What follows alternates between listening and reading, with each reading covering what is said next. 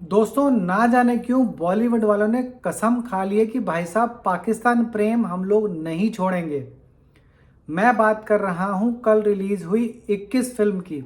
ये फिल्म इतनी अच्छी बन सकती थी ना, क्योंकि आप सबको पता है कि ये फिल्म अरुण खेत्रपाल जी, जिनको कि मात्र 21 साल की उम्र में शहादत मिली थी, वो शहीद हुए थे 1971 के युद्ध में, पाकिस्तान से युद्ध लड़ते हुए। और वो अभी तक इंडिया के सबसे कम उम्र के ऐसे सोल्जर हैं जिन्हें कि परमवीर चक्र से नवाजा गया है। लेकिन पाकिस्तान का प्रेम जो है ना, इस फिल्म को भी ले डूबा है। अच्छी खासी स्टोरी हो सकती थी, लेकिन अच्छा, ये लोग कहते हैं कि भाई साहब वॉर मॉन्गरिंग नहीं होनी चाहिए। हम लोग जो हैं वो इस फिल्म के ज़रिए यही दर्शाना चाहते हैं कि वॉर का जो है वो सभी तरफ नुकसान होता है, दोनों पक्षों पर नुकसान होता है जब भी वॉर होती है। तो भैया मुझे एक चीज़ बताओ, सिर्फ एक चीज़ बताओ कि जो सन 1948 में युद्ध हुआ था पाकिस्तान से, वो क्या भारत ने करवाया था? 65 का युद्ध हुआ था, वो भारत ने करवाया था। 71 का युद्ध हुआ था जिसके ऊपर ये फिल्म बनी हुई है, क्या वो भी भारतवासियों ने करवाया था? उस वक्त कितने बुरे हालात थे अपने पूर्वी पाकिस्तान के। भारत को कैसे इंटरफियर करके 2 करोड़ से ज़्यादा जो है वो पूर्वी पाकिस्तान के लोग इंडिया आ चुके थे। कितने बुरे हालात थे वहाँ के, उन सबको रोकने के लिए, पाकिस्तान की बर्बरता को रोकने के लिए इतने रेप हो रहे थे वहाँ पे पाकिस्तानी औरतों की, लोगों को मारा जा रहा था। उसके लिए, उसको रोकने के लिए जो है सन 71 का युद्ध हुआ था। चुपचाप हम हाथ पे हाथ धरे बैठे रहते। उसके बाद 99 का कारगिल युद्ध हुआ, वो कारगिल युद्ध भी क्या हमने करवाया था? भारत ने करवाया था। चोटियों पर भारत चढ़ गए थे क्या? भारत के सोल्जर्स चढ़े थे कि पाकिस्तानी आके चढ़े थे?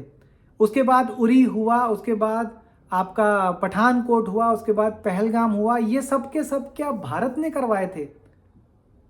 भैया सीख देनी है ना, तो कृपा करके हमें सीख मत दो, पाकिस्तानियों को जाके सीख दो।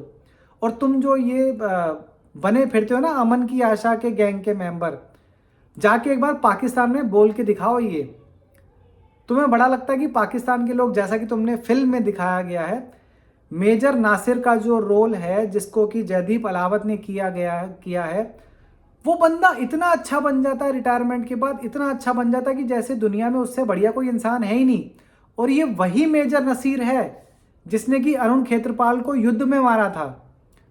और उसके बाद वो इतना अच्छा बन गया, इतना प्यारा बन गया कि भाई साहब उससे बढ़िया कोई इंसान दुनिया में आप लोगों को लगता ही नहीं है।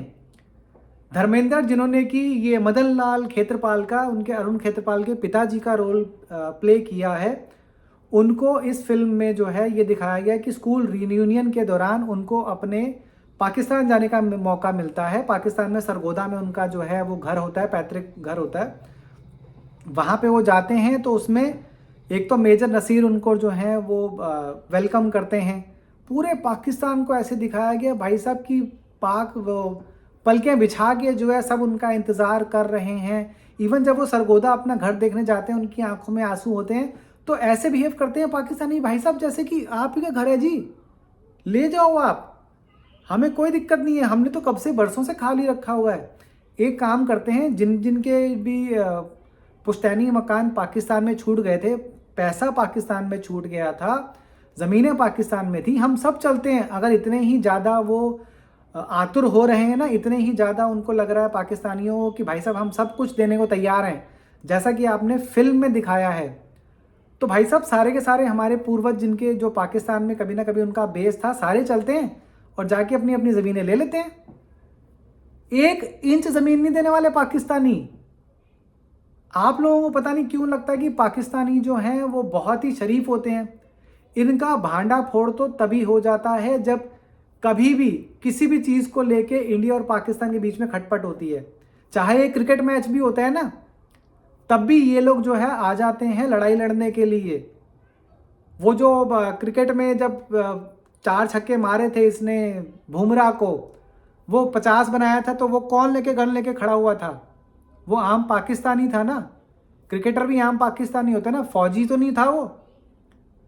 जब अभी युद्ध हुआ था इंडिया और पाकिस्तान का 4 दिन का, वहाँ का हर सेलिब्रिटी, चाहे वो क्रिकेटर हो चाहे वो एक्टर हो, सब इंडिया को गालियाँ दे रहा था। यहीं के जो सेलिब्रिटी हैं, स्पेशली बॉलीवुड के जितने एक्टर्स हैं, वो या तो अपना मुंह सिल के बैठे हुए थे या फिर लिख रहे थे कि war is not the solution. Salman Khan को भी गालियां पड़ी थी ना, उसके बाद उसको अपना पोस्ट हटाना पड़ा था। अच्छी फिल्म बन सकती थी तुम लोगों ने, लेकिन इस फिल्म का बेड़ा गर्क कर दिया है। मुझे तो ऐसा लगता है भाई साहब, धुरंधर पिक्चर जो बनाई थी ना, वो धुरंधर पिक्चर जो है मेरे को लग रहा है आदित्य धर ने ये सोच के बनाई थी कि भाई साहब ये अपना जर्मन शेपर्ड कुत्ता हो गया, अनुपमा चोपड़ा हो गई, आरफा खानम शेरवानी हो गई, बरखा दत्त हो गई, और जो दो चार जो हैं अमन की आशा के गैंग के लोग हैं, इनको पसंद नहीं आनी चाहिए तो पूरी दुनिया को पसंद आ जाएगी, पूरे देश को पसंद आ जाएगी। उसने वो सोच के धुरंधर बनाई।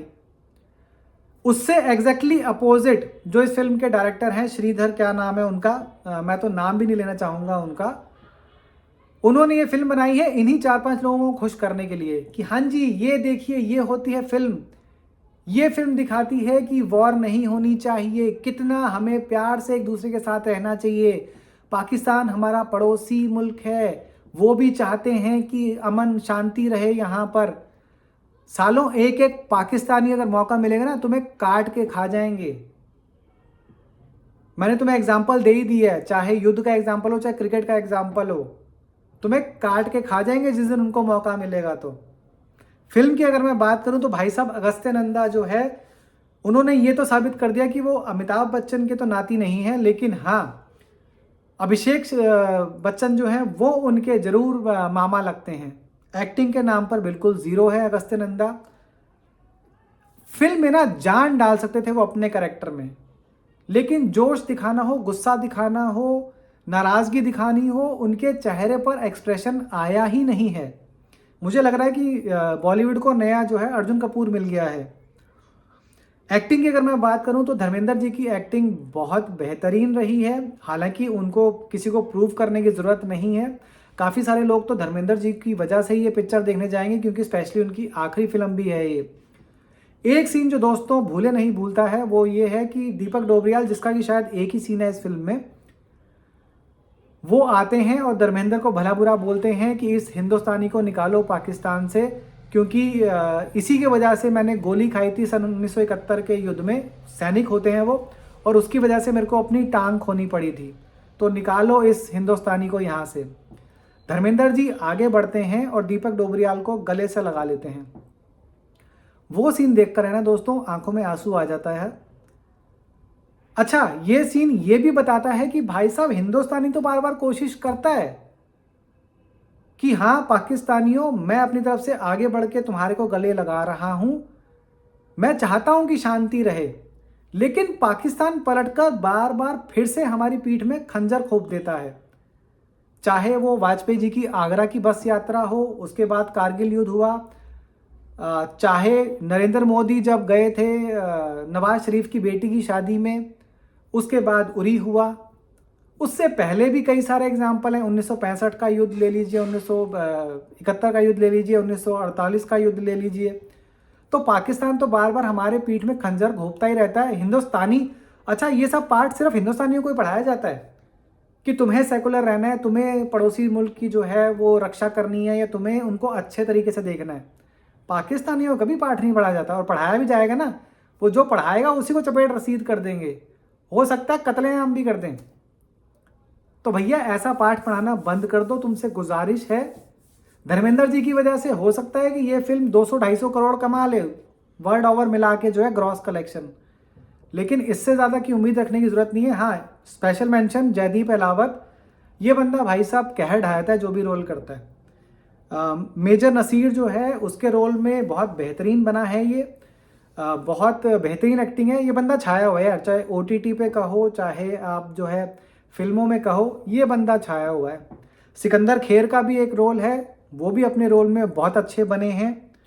इसके अलावा मैं मेंशन करना चाहूँगा एक और इनके जो हैं स्टार कास्ट, जो इनकी पत्नी बनी हैं मेजर नसीर की, उन्होंने भी अच्छा काम किया है। तो ऑल इन ऑल दोस्तों, मैं फिल्म को जो है वो 3-3.5 स्टार ही देना चाहूँगा। बॉलीवुड का प्रेम जो है वो कभी ख़त्म नहीं हो सकता पाकिस्तानियों के प्रति। आई डोंट नो, मतलब क्या ही किया जाए, इनका पिटकर ही मानेंगे शायद ये लोग। मेरा तो ऐसा मानना है कि आगे से जो भी कोई ऐसा डायरेक्टर फिल्म बनाए ना इस तरीके की, उसके ऊपर सीधा सीधा देशद्रोह का मुकदमा होना चाहिए। और देशद्रोह का मुकदमा हो या ना हो, उसकी फिल्म का 100% बॉयकॉट होना चाहिए। जो इतने अच्छे सब्जेक्ट को, कि अरुण खेत्रपाल जिनको कि सबसे कम उम्र में परमवीर चक्र मिला था, उनको सिर्फ 20 मिनट में बांध दिया गया है और पिक्चर को लेके ऐसी तैसी कर दी है पिक्चर की। मतलब ऐसे डायरेक्टर को तो लाइफ टाइम बैन कर देना चाहिए पिक्चर बनाने से। तो अगर आप अपने पैसे वेस्ट करना चाहते हैं दोस्तों, तो बिल्कुल वेस्ट करिए। 3 स्टार भी मैंने इसलिए दिए क्योंकि धर्मेंद्र जी की आखिरी फिल्म है। अदरवाइज मैं इस पिक्चर को जो है शायद -1 स्टार देता।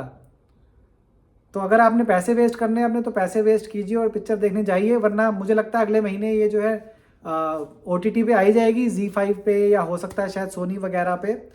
अमेजॉन प्राइम या नेटफ्लिक्स तो मुझे नहीं लगता कि इसको लेने में इंटरेस्टेड होंगे। तो वहाँ पे आप देख सकते हैं फिल्म अगले महीने। आई थिंक वैलेंटाइन डे के आसपास ये फिल्म आ जानी चाहिए OTT पे, तो तब आप देख सकते हैं। फिल्म में सब रिपीटेटिव ही है, कुछ खास आपको देखने को मिलेगा नहीं इसमें।